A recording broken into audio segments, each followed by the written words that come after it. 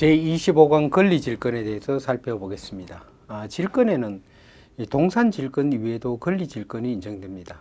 동산질권이라는 것은 바로 동산을 대상으로 하는 질권이죠. 그렇지만은 이러한 동산질권 이외에도 현재는 이 권리질권, 그러니까 재산권을 목적으로 하는 이 질권이 많이 인정되고 있습니다. 권리질권의 의의를 보면은, 권리질권이라는 것은 바로 재산권을 목적으로 하는 질권을 말합니다. 즉 채권이나 주식, 이건 또 재산권이죠. 이런 채권이나 주식을 목적으로 하는 질권, 이것이 권리질권이다라고 하겠습니다. 질권은 원래 동산질권에 관해서 발전을 했습니다. 즉 유체물인 동산질권에 관해서 발전했지만 근대 자본주의 경제체제에서는 무형의 재산권, 특히 채권과 각종의 유가증권에 관한 독립한 가치를 인정하고 있습니다. 이에 따라서 이러한 채권 또는 각종의 유가증권을 목적으로 하는 권리질권이 발전되었습니다. 즉 동산뿐만 아니라 현금화에 의하여 우선 변제를 받을 수 있는 권리이면 모두 질권의 목적이 될 수 있는 것으로 인정하고 있습니다. 다시 말하면은 재산권에 대한 이 권리질권을 인정하고 있다고 하겠습니다. 이러한 권리질권에 있어서는 바로 권리질권에 있어서도 권리질권을 설정하자면은 목적물의 점유를 이전해 줘야 되는데, 이때 유가증권 등의 재산권의 점유의 이전에 있어서는 바로 질권자의 유치적 효력은 매우 약합니다. 오히려 유가증권 등의 재산권의 질권에 있어서는 오히려 바로 질권자가 교환 가치의 파악을 확보하는 수단으로서 바로 유가증권의 점유의 이전을 받고 있습니다. 이에 따라서 권리질권은 실제 이 저당권에 근접하는 모습을 보여주고 있습니다. 즉 권리질권에 있어서는 바로 주식 또는 채권 등의 이전이 있는데, 이러한 주식, 채권 등의 이전은 교환 가치를 파악하는 것에 불과하고 실제 질권자가 목적물에 대한 어떤 사용 가치를 질권 설정자가 사용하지 못하도록 하는 이러한 기능은 매우 약하다고 하겠습니다. 그래서 바로 권리질권은 바로 저당권에 근접하는 모습을 보여주고 있습니다. 다시 말하면 권리질권은 질권적 요소로부터 어느 정도 탈피하여 가치권으로 순화된 담보물권으로서 저당권과 유사한 측면이 있다는 것입니다. 이에 따라서 금융거래의 실제에 있어서는 이 권리질권이 저당권 못지않게 중요한 작용을 담당하고 있습니다. 오늘날에 있어서 이 물적담보제도로서는 이 저당권과 더불어 권리질권이 금융거래에서 빈번히, 그리고 또 다액의 채권 담보를 위해서 활발히 이용되고 있습니다. 그래서 실제 이 동산질권 이것은 거의 사용되지 않고 실제 권리질권 이것은 저당권과 더불어 현재도 매우 많이 사용되고 있고 중요한 의미를 가진다고 하겠습니다. 권리질권의 성질과 특성에 대해서 보면, 원래 질권은 유체물을 목적으로 하여 성립한 것입니다. 즉 동산질권 이것을 대상으로 성립했습니다. 그러면 무형의 재산권을 목적으로 하는 권리질권이 순수한 질권인가라는 의문이 제기됩니다. 요즘에 와서 이 권리질권이 이게 질권이 아니다 이러한 입장은 거의 없습니다. 그래서 이것은 연역적인 학설 대립에 불과하고 요즘에 와서는 권리질권도 당연히 질권이다라고 하겠습니다.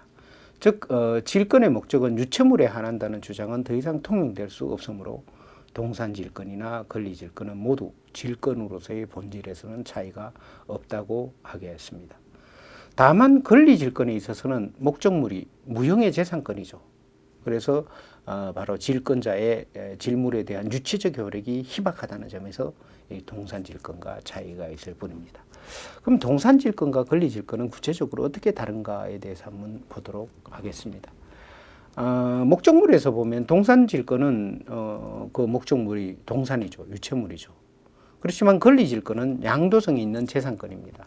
그래서 채권이나 주식 또는 지적재산권 이렇게 해서 양도성이 있는 재산권이 그 대상이 되겠습니다. 공시방법에 대해서 보면은 동산질권의 경우에는 목적물의 점유의 이전이 있어야죠. 즉 인도가 있어야 됩니다. 이때 인도의 종류로서 점유계정이 있는데 점유계정에 의한 동산질권의 설정은 인정되지 않는다라는 것에 주의를 하셔야겠습니다.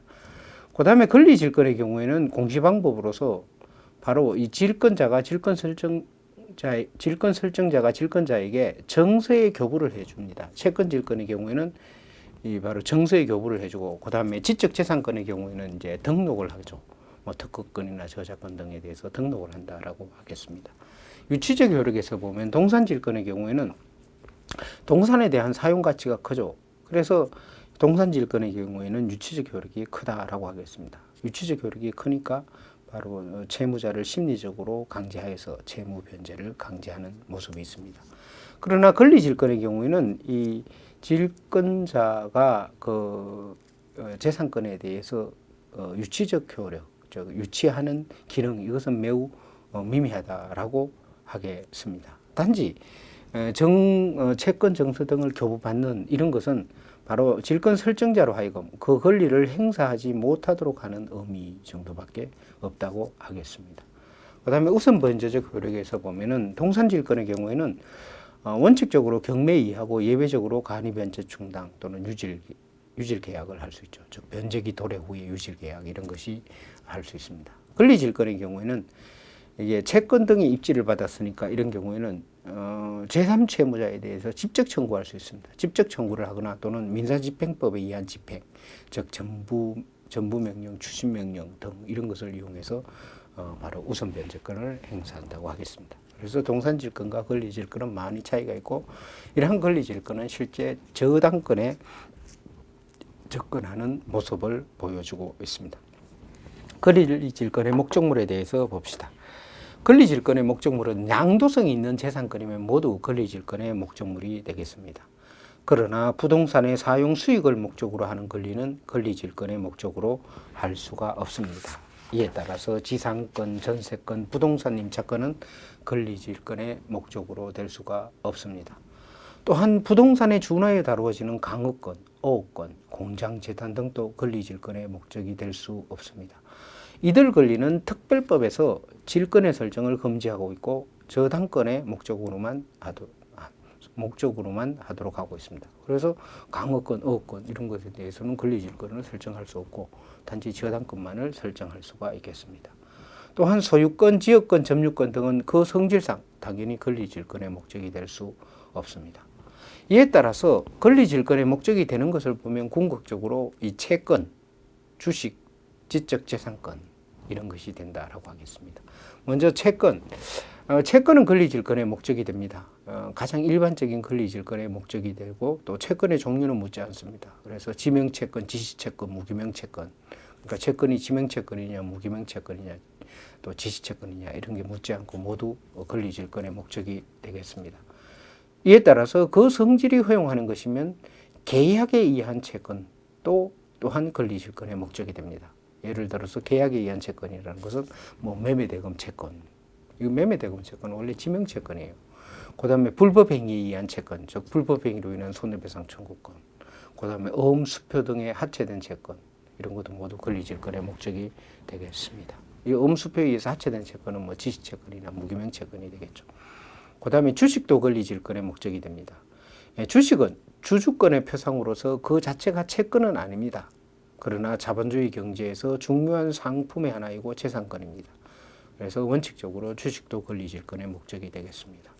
그 다음에 지적재산권도 권리질권의 목적이 됩니다. 특허권, 실용신앙권, 의장권, 상표권 이런 것은 각각 법률에 의하여 질권의 목적으로 할 수 있다라고 특별히 규정하고 있습니다.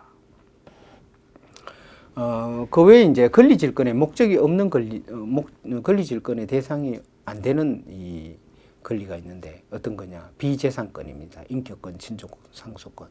그 다음에 양도성 없는 재산권. 그 다음에 성질상 권리질권의 목적으로 될 수 없는 권리도 있습니다. 국민복지연금수거금, 산업보상보험, 산업재해보상보험금 수거권 또는 군인보험금 채권 또 이런 것은 성질상 그 권리질권의 목적이 되지 못하겠습니다. 그다음에 네 번째로 권리질권의 설정 방법을 보면은 권리질권의 설정은 법률에 다른 규정이 없으면 권리의 양도에 의한 방법에 의하게 씁니다. 즉 권리질권의 설정을 위해서는 권리의 이전을 요한다는 취지는 아닙니다. 즉 권리의 양도를 해야 한다라고 하는데 이 346조에서 이것은 권리의 이전을 한다는 것이 아니라 권리 질권의 설정의 방법은 권리의 양도에 의한 방법에 의한다는 것입니다. 즉 권리의 양도로서 질권 설정의 공시 방법으로 삼자는데 그 의의가 있겠습니다. 이는 권리 질권이 권리의 양도는 아니지만 나중에 질권의 목적인 권리를 추심을 통하여 현금화하게 되면 권리의 조건부 이전과 유사하게 됩니다. 그래서 권리 질권의 설정 방법도 원칙적으로 권리 양도의 방법에 의하도록 하고 있습니다. 그래서 346조는 이게 바로 권리 양도의 방법에 의해서 이 채권을 권리 질권을 설정한다라고 하는데 이러한 346조는 원칙적으로 이 지명 채권에 관한 것만이 해당됩니다. 그리고 민법은 채권 질권의 설정 방법으로 별도의 규정도 있습니다.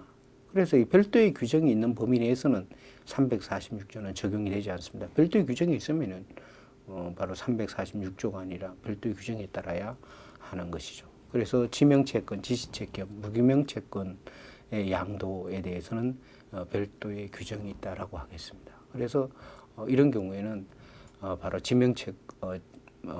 바로 지시채권, 무기명채권의 양도 방법에 따라서 질권을 설정하겠습니다. 그 다음에 동산질권에 관한 규정, 이것은 권리질권에 그대로 준용이 됩니다. 질권이라는 측면에서 동산질권이나 권리질권은 동일하죠. 그래서 동산질권에 관한 많은 규정이 권리질권에도 그대로 준용이 되겠습니다.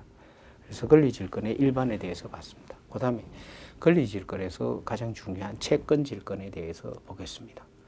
권리질권 중 채권을 목적으로 하는 질권, 이것을 채권질권이라고 말을 합니다. 이 채권도 재산권이고 또 양도성이 있는 것이 원칙입니다. 그리고 또 추심을 통한 현금화에 의하여 피담보 채권을 만족시키기에 적당합니다. 그래서 이 채권질권, 채권을 질권의 목적으로 하는 이런 권리질권이 권리질권의 가장 대표적인 것이다라고 하겠습니다. 채권질권의 설정에 대해서 보면은 채권질권의 목적은 먼저 권리질권의 일반 원칙에 의하여 양도할 수 있는 채권은 모두 바로 질권의 목적이 되겠습니다. 채권은 원칙적으로 양도성이 있으므로 권리질권의 목적이 됩니다.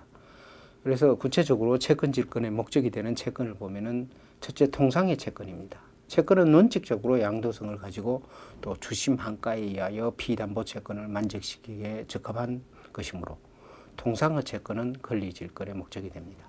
예를 들어서 매수인에 대한 매매대금 채권, 또 도급인에 대한 공사대금 채권, 또 금전 소비대차 시에 차주에 대한 대여금 채권, 은행에 대한 예금 채권, 이런 것은 모두 채권질권의 목적이 되겠습니다. 실제 이러한 앞에 금방 이렇게 거명한 이러한 채권은 모두 다 지명채권이 되겠습니다. 두 번째로 질권자 자신에 대한 채권, 이것도 권리질권의 목적이 됩니다.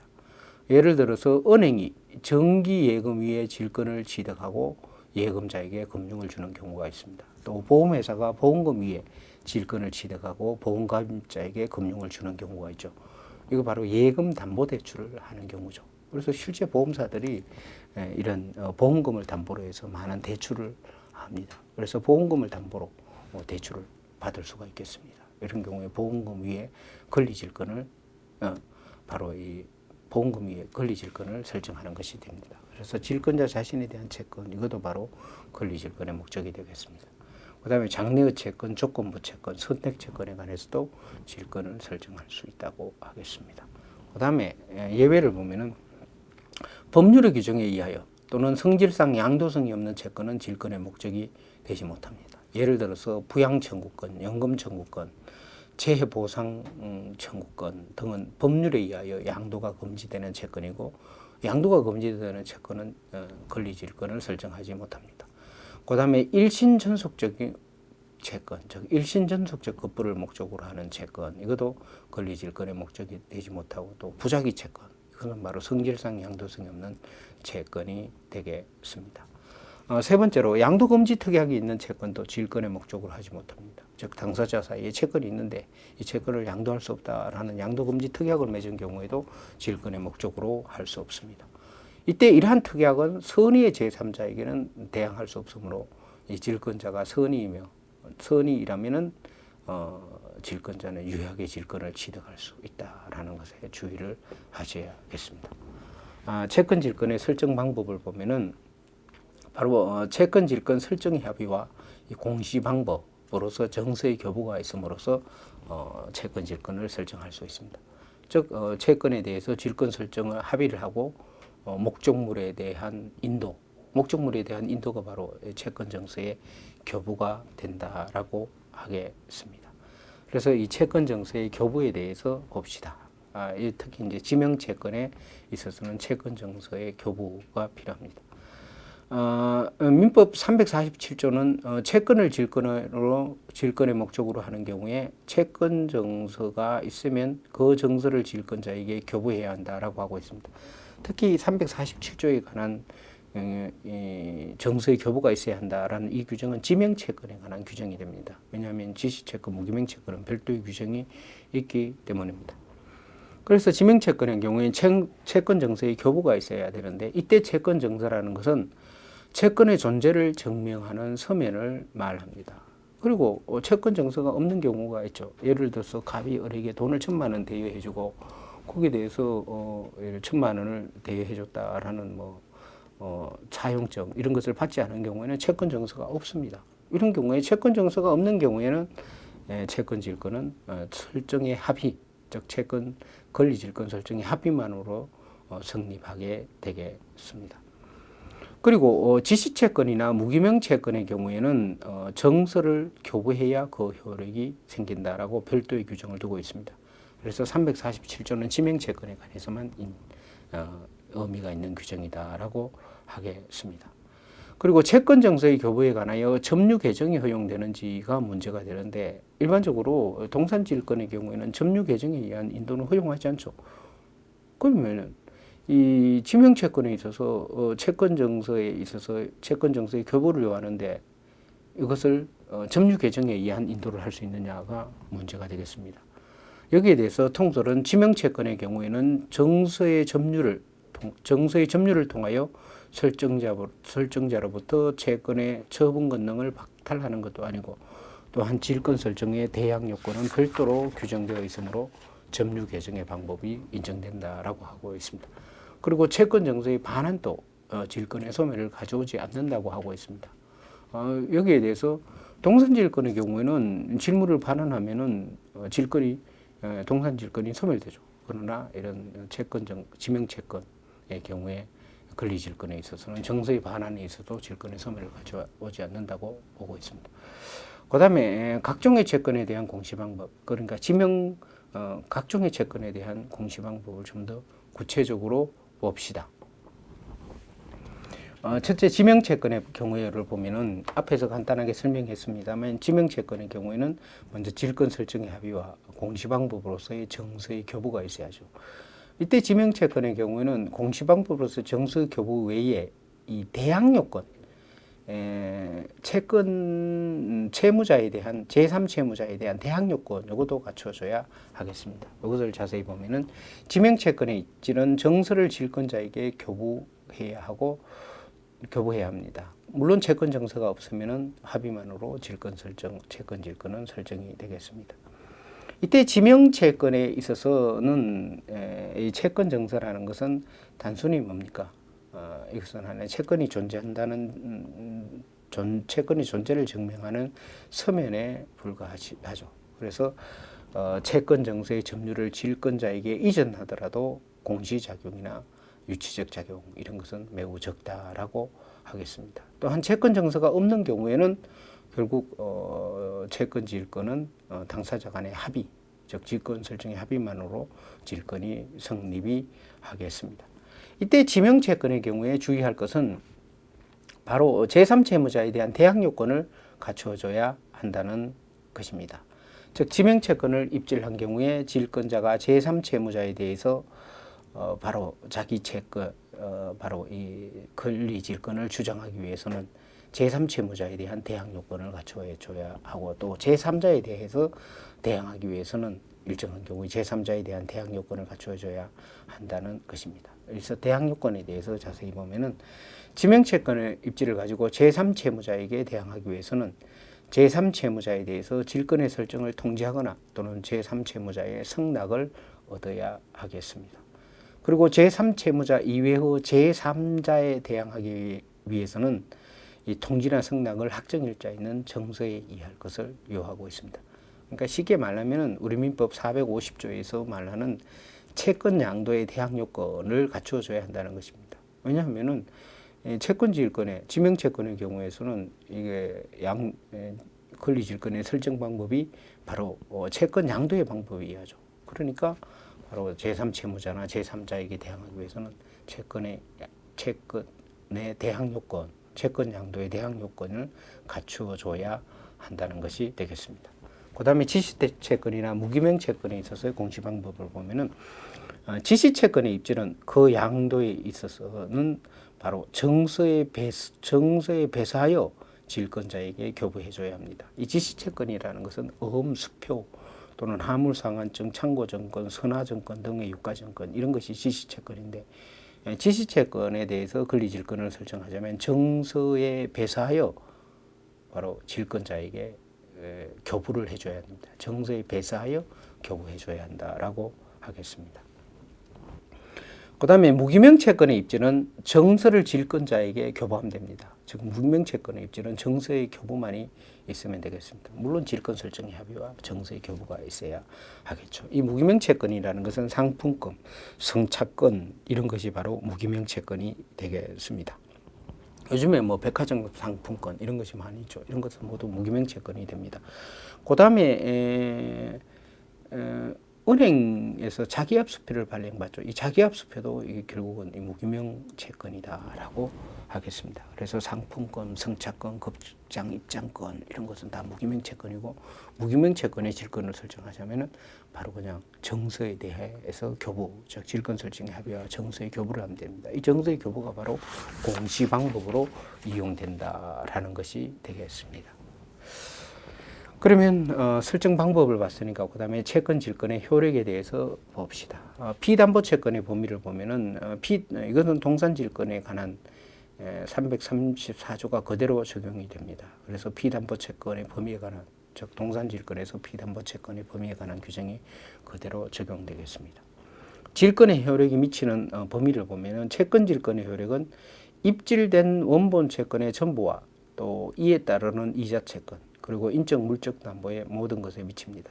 즉 어떤 지명채권이 있으면 지명채권을 입질하면 지명채권에 대해서 당연히 질권의 효력이 미치고 권리질권의 효력이 미치고 또 채권의 이자가 나오죠. 이자에도 질권의 효력이 미치고 그 다음에 또 그 지명채권과 관련해서 인적 물적 담보가 붙어 있을 수 있는데 이러한 인적 물적 담보에서도 질권의 효력이 미친다는 것입니다. 입질채권이 이자부인 채권인 때는 질권의 효력은 그 이자에도 당연히 미치겠습니다. 그리고 질권자는 원본 채권과 동일한 조건으로 이자를 추심하여 우선 변제에 충당할 수가 있습니다. 또한 입질채권이 보증채무 또는 담보물권을 수반한 경우에는 채권 질권의 효력은 이들 종된 권리에도 당연히 미친다라고 하겠습니다. 그 다음에 유치적 효력에 대해서 봅시다. 자, 채권 질권의 경우에 있어서는 유치적 효력은 매우 미약합니다. 채권 질권자는 질권 설정을 위하여 교부받은 채권 정서를 점유하고 또 피담보 채권의 변제를 받을 때까지 채권 정서를 유치할 권리가 있습니다. 그리고 이 채권 정서를 설정자에게 반환한다고 해도 이 권리질권, 채권질권은 소멸하지 않는다고 했죠. 그리고 채권 정서를 상실하여도 채권질권자는 여전히 질권 그 자체에 기하여 정서의 반환을 청구할 수가 있겠습니다. 그러나 채권질권에 있어서는 바로 유치적 효력은 매우 미약합니다. 왜냐하면 채권은 교환 가치를 가지는 것뿐이며 물건처럼 사용 가치를 수반하는 경우는 거의 없습니다. 채권에 있어서 이 사용 가치라는 것이 가령 이자를 수취하는 것 이런 것을 그 예로 들 수는 있습니다만은 채권에 있어서는 사용 가치라는 것이 거의 없습니다. 그래서 채권을 질물로 입질하여도 설정자로 하여금 심리적으로 압박하여 채무 변제를 강제하는 기능은 거의 발휘하지 못합니다. 그래서 채권 질권의 경우에 있어서 바로 이 유치적 효력은 매우 미약하므로 단지 채권 질권자는 그 채권의 교환 가치만을 파악하고 있는 것이죠. 이에 따라서 채권 질권은 사실상 바로 이 저당권에 근접하는 모습을 보여주고 있습니다. 그 다음에 설정자 및 제3채무자에 대한 구속력이 있습니다. 채권 질권자는 채권의 주신 권능과 한가 권능을 가지고 있죠. 왜냐하면 채권 정서를 양도받았으니까 채권의 양도 방법에 의해서 채권을 권리 질권을 설정했으니까 이 채권의 주신 권능과 한가 권능을 가지고 있습니다. 그래서 채권 질권의 설정자 및 제3채무자는 채권 질권자의 이러한 권능을 해하는 행위를 하지 못한다라고 하겠습니다. 이것이 바로 설정자 및 제3채무자에 대한 구속력이라고 하겠습니다. 먼저 질권 설정자의 권리 처분에 제한이 됩니다.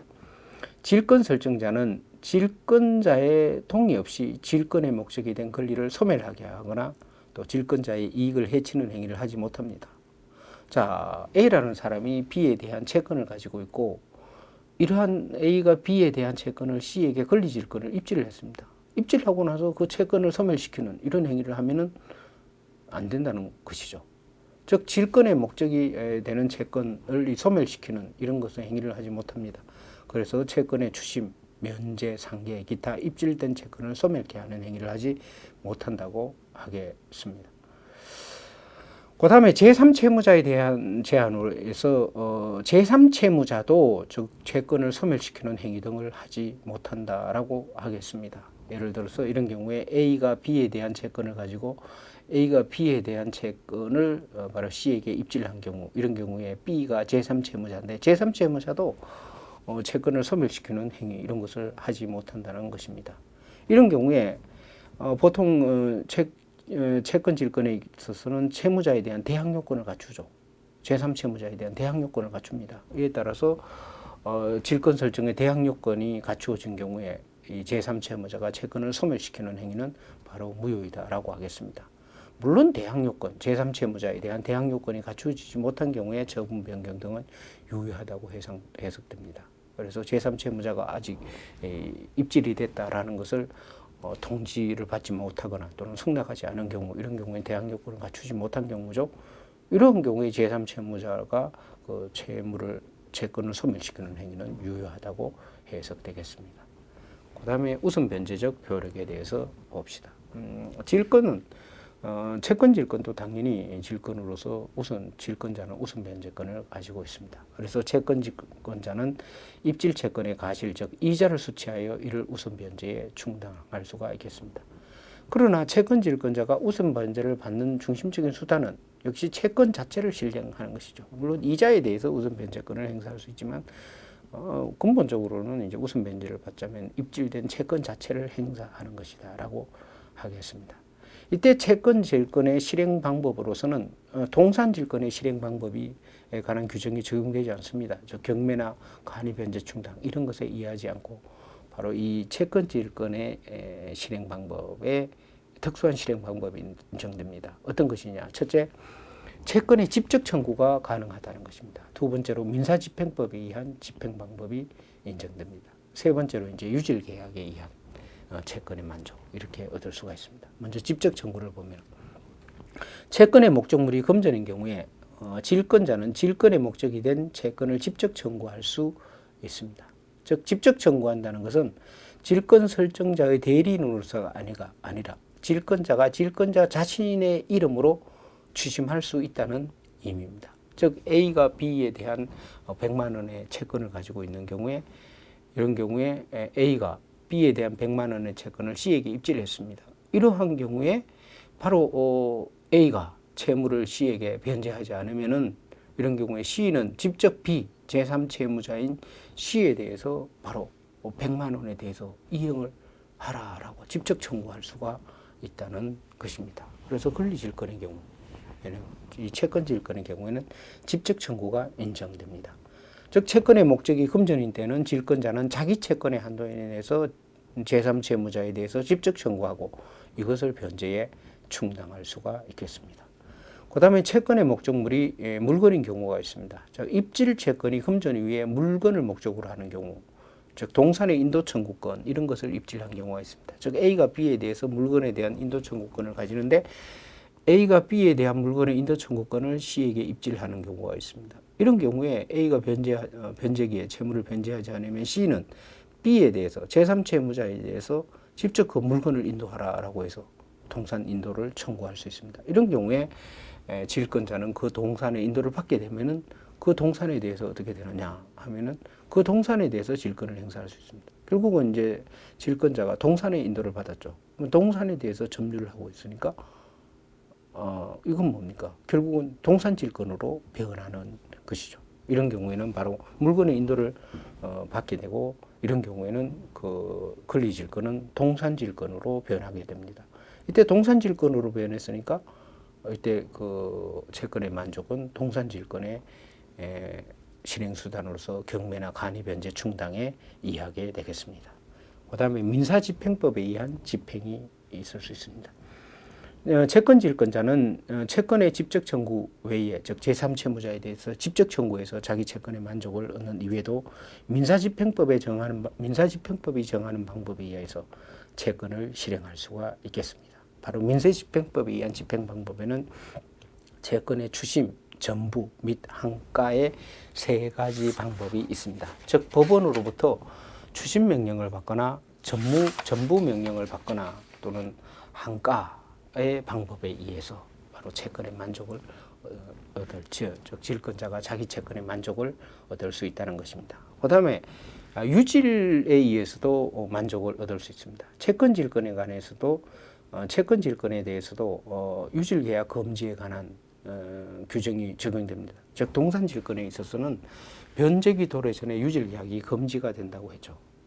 그러면 권리 질권에도 이게 적용되느냐? 통설은 금전 채권의 입질에서는 입질 채권의 액이 피담보 채권액을 초과하지 않은 때는 변제에 가름하여 입질 채권을 질권자에게 기속시키는 계약을 미리 체결한다 하더라도 굳이 이를 금지할 이유가 없다고 보고 있습니다.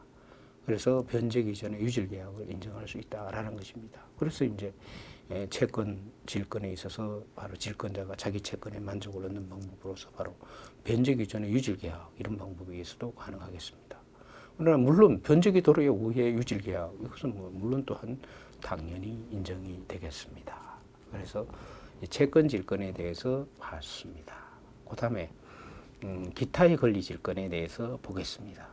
먼저 주식 질권에 대해서 보면 오늘날 자본주의 경제 사회에서 주식은 중요한 재산권의 하나이죠. 그래서 주식 위의 질권도 일종의 권리 질권으로서 우리 현실 사회에서는 매우 중요한 기능을 하고 있습니다. 그러나 민법은 주식 질권에 관해서는 아무런 규정을 두지 않고 그것은 전적으로 상법의 규율에 맡기고 있습니다.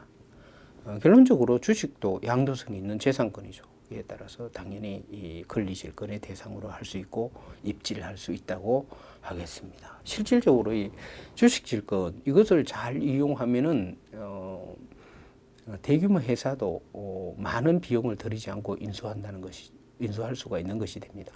예를 들어서 A 주식 회사가 이제 인수합병한다라고 했을 때 A 주식 회사를 매각한다라고 했을 때 A 주식 회사가의 주식의 10%, 20%를 매각하는 것이죠. 그래서 A 주식회사의 주식의 한 20% 정도를 인수하면 A 주식회사의 대주주로서 A 주식회사를 사실상 지배한다고 할 수 있는데 이런 경우에 A 주식회사의 주식을 인수하는 사람이 어떻게 하느냐 하면은 그 주식을 미리 양도받아서 그 주식을 갖고 은행에 가서 주식을 담보로 해서 대출을 받는 것입니다. 그리고 양도한 주식의 대가를 지급하는 것이죠.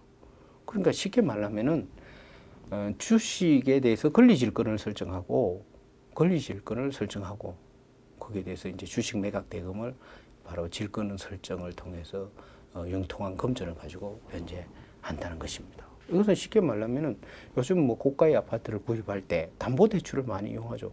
마찬가지로 이제 아파트의 저당권을 설정하고 그 융자금을 가지고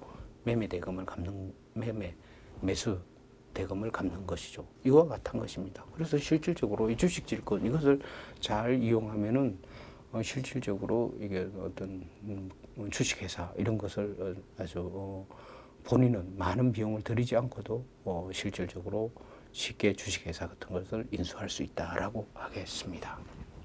실제 우리나라에서 어떤 뭐 유명한 사람들 이 M&A를 할 때 이런 주식 질권 이것을 많이 이용하고 있는 것입니다.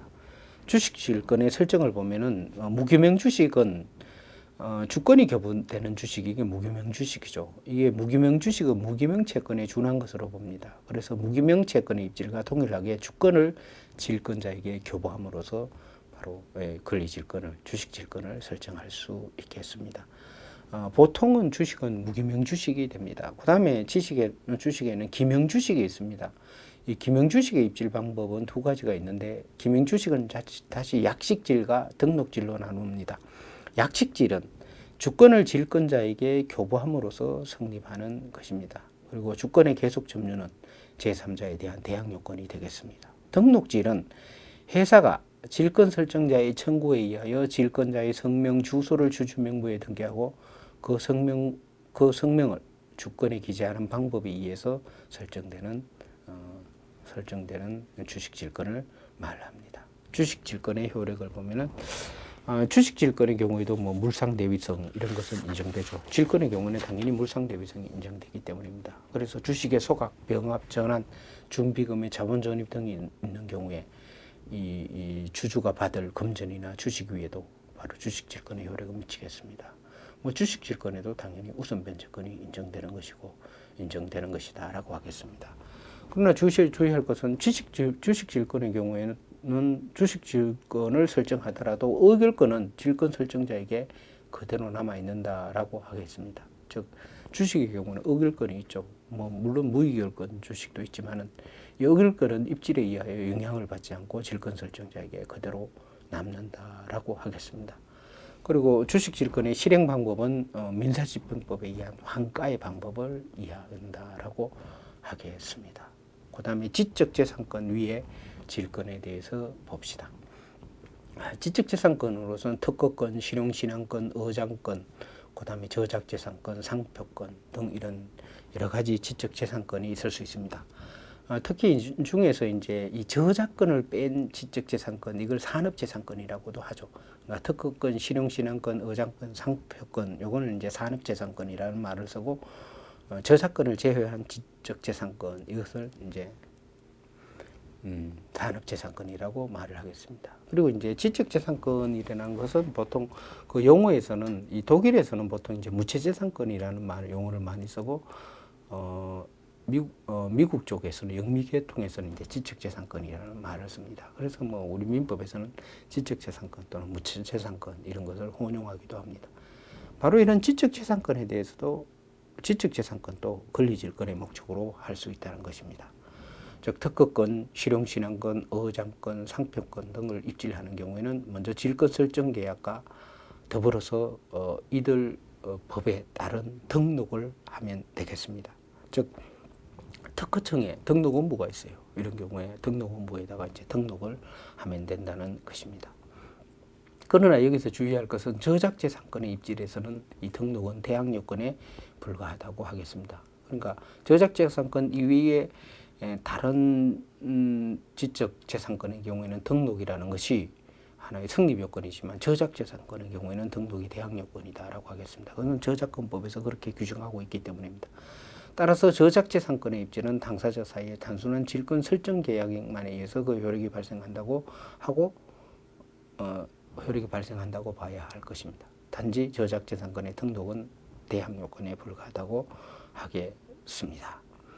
그 다음에 효력에 대해서 보면은 질권자는 질권의 목적인 지적재산권을 행사하여 수익할 수 있는가가 문제가 되겠습니다. 그러나 이런 수익권은 원칙적으로 없다라고 하겠습니다. 지적재산권을 목적으로 하는 질권에 관해서도 유치권에 관한 규정, 즉 유치권자가 가시를 수취할 수 있다든가 또 유치물 등의 사용 금지 이런 규정이 그대로 준용이 됩니다. 그래서 질권자는 질권 설정자의 승낙이 없이는 지적재산권을 사용 수익할 수 없다라고 하겠습니다. 즉 질권자의 승낙이 없으면 사용 수익할 수 없다고 하겠습니다. 물론 이제 질권 설정자의 승낙이 있다면은 사용 수익할 수가 있고 그것을 피담보 채권의 우선 변제에 충당할 수가 있겠습니다. 그리고 뭐 지적재산권의 질권도 권리질권이죠. 그러니까 질권자는 당연히 뭐 우선 변제권이 있다든가 등 등 이런 효력은 모두 다 동일하다고 하겠습니다. 또한 지적재산권 질권에 있어서도 뭐 유치적 효력 이런 거, 질권자 유치적 효력 이런 것은 미약하다고 하겠습니다. 그리고 지적재산권 위에 질권의 실행 방법, 즉 우선 면제권에 의한 담보권 실행 방법, 질권의 실행 방법은 민사집행법의 규정에 의한 한가 방법이 있을 뿐이다라고 하겠습니다. 그래서 뭐 경매 청구 이런 것은 인정되지 않고 민사집행법에 의한 한가 방법만이 인정된다고 하겠습니다. 그리고 질권의 실행에 의해서 특허권이 이전된 경우에 이런 경우에 특허권자는 법정에 통상실질권을 가진다라고 하겠습니다. 그래서 지금까지 봐서 권리질권에 대해서 봤습니다. 권리질권은 그 실제 모습이 저당권에 근접하는 모습을 가지고 있고 또 현재 아주 많이 유용하게 거래에서 많이 사용되는 것이 바로 권리질권입니다. 이런 권리질권에는 채권질권, 바로 채권질권, 그다음에 지적재산권, 지적재산권에 관한 질권 등이 있다고 했습니다. 여러분들이 이러한 권리질권에 대해서는 현실에서 많이 이용되고 있으므로 여러분들이 유념해서 공부하시기 바랍니다.